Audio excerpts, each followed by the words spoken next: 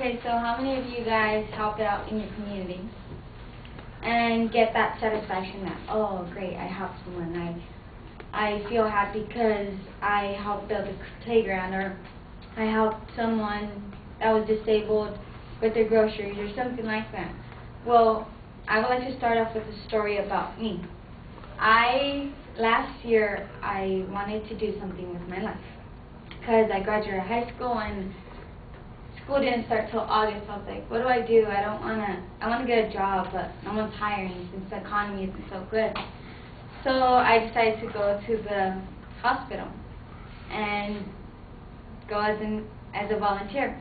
So I go in and they ask me questions, and I go, and they start me off by showing me a tour, and pretty much I see what they do, and so I start off, and since then I've had a year working at St. Joseph's, and it's been a pleasant experience because you get that satisfaction of thank you, of oh, you're so kind, you're so sweet.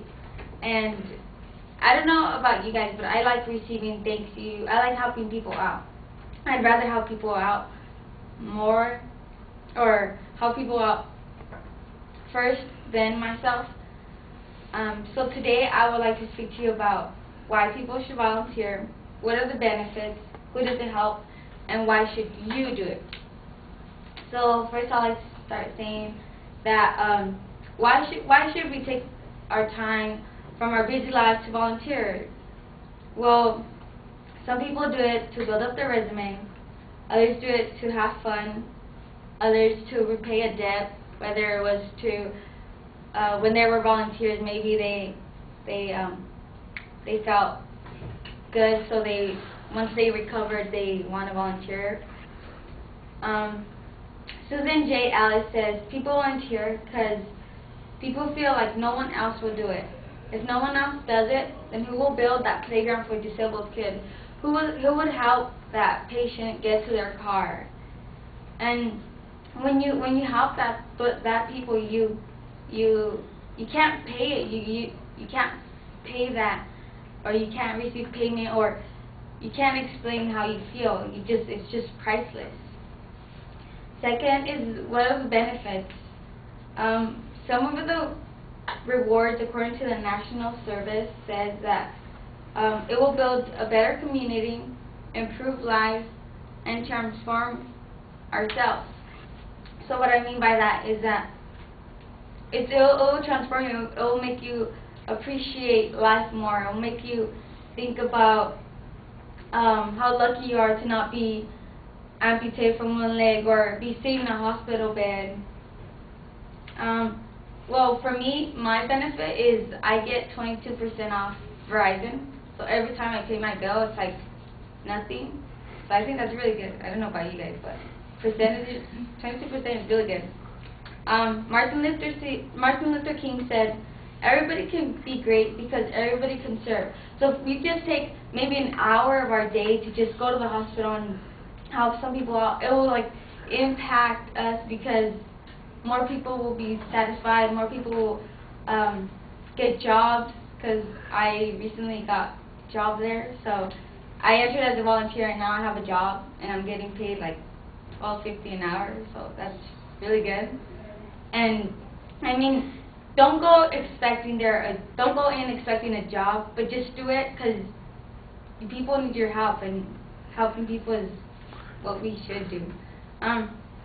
Well, who does it actually help? It helps those patients in the hospital, those kids in the community. It helps you, and most importantly, it helps everybody in the world. And like I said, if you just do 1 hour a day, it'll really help. Now, you may ask yourself, why do it? Why does it help me?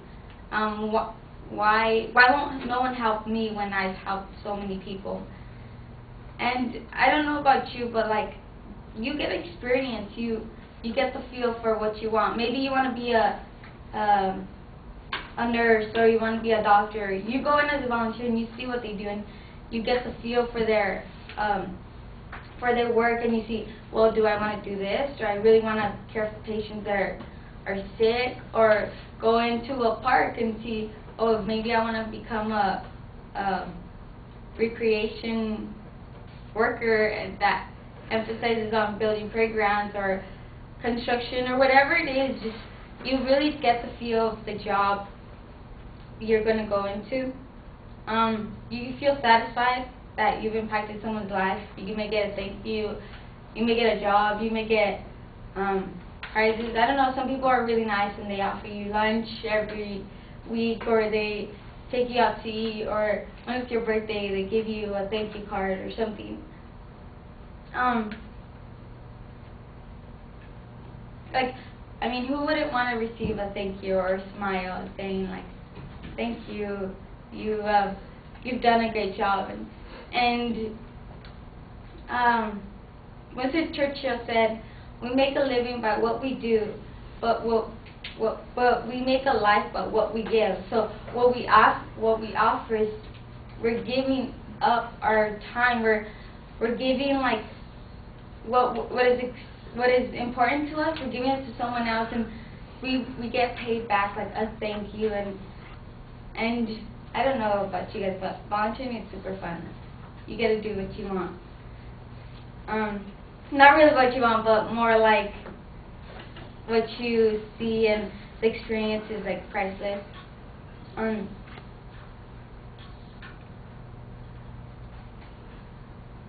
Now, I hope by telling you guys that you should guys volunteer, I hope you guys leave out here just wanting to like help out your community and help out those disabled kids, those patient hospitals, and maybe you'll get a job just like me, getting $12.50 an hour, which is pretty good. So thank you.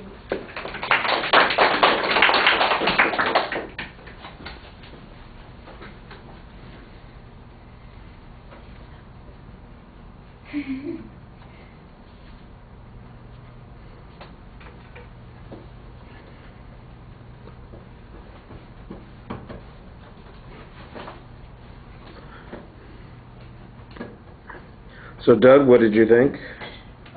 She had a really good topic, and she had a lot of quotes to like help her out. She did seem a little nervous, and at the beginning the structure was really good, but then towards the end she started just like going around in a circle, sort of, with her speech, and otherwise it was pretty good.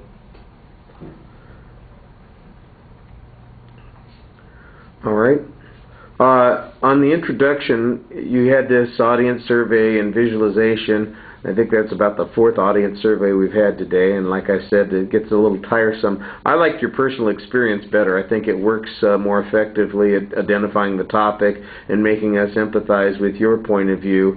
So I'd have cut out that opening couple of sentences and just stuck with what it was that you were doing. You had a very clear setup of what the content was going to be, and so that should make it easy to follow. But I know what Doug means, because the further you got into the speech, it did seem like you were going over the same idea over and over and over again, and so it needs to progress a little bit more effectively and get us there. You had some quotes, but they were mostly inspirational quotes. We need some information about how much need there is for volunteers. A couple of stories, for instance, about hospitals that are short. The visualizations and the hypotheticals that you come up with are okay, but any additional information I think would strengthen your argument quite a bit. Your personal experience is always useful. It gives you a place to keep coming back to. And so I don't think there's any problem with your using that, but it did, like I said, seem like it was redundant. That you came back to it with the same point 2 or 3 times instead of adding something new. And most of the stories that you talk about are also a little bit vague. They're just kind of an assessment of, you know, this is a value that I saw, here's something nice that could have happened, or something that you might enjoy when you're doing that, instead of saying, you know, I got a chance to do this, and this person told me this particular thing, it made a difference. Or when I was doing this other thing, I got a thank you card from somebody, and I remember getting that card and feeling good about myself in that particular situation. Or somebody who talked to my supervisor where I volunteered and told them how much they appreciated this kind of thing. And now somebody else knows that I'm a useful person, and then that's how you get into that job position. So what you had was okay. It just seemed like it lacked a little bit of detail. It just kind of enthusiastically sharing with us, which I liked, by the way. I thought the presentation was nice and enthusiastic. Sorry.